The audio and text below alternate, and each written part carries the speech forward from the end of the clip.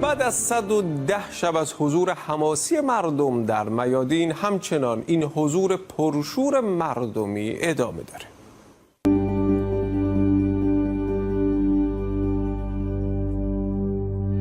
بیش از 3.5 ماه گذشت، اما میدان انقلاب همچنان شلوغ.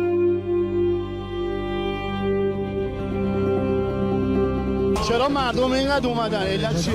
یه مشخصه دیگه، برای دفاع از نظام و حمایت از رهبری.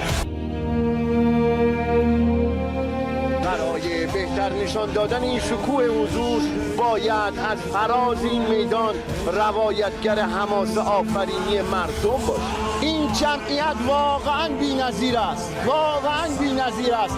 ساعت نزدیک 12 شب است، اما حضور مردم رو در میدان انقلاب ببینید.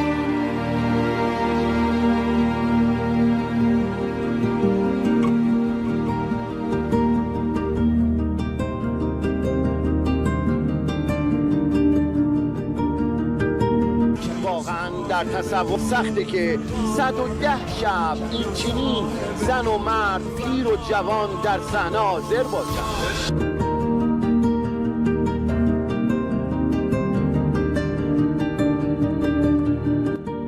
وزیر فوق‌العاده است. سیل جمعیت رو دارید می‌بینید. ما عاشورایی هستیم، عادتمون اینه. همیشه وسط میدون باشیم، کنار رهبرمون باشیم. نشونه اینه که مردم کشورشون رو دوست دارن با تمام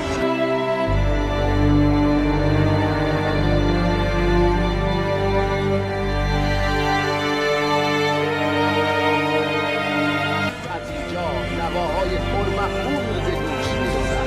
از آن زمانی که از استقامت و ایستادگی در مکتب حسینی خواندند.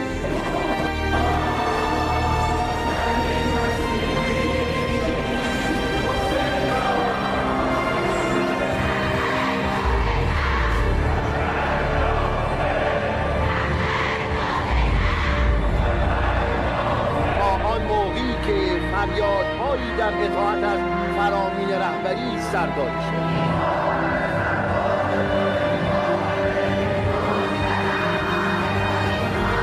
چنین مردم به زیبایی تمام برای وطن هم نوایی کرد.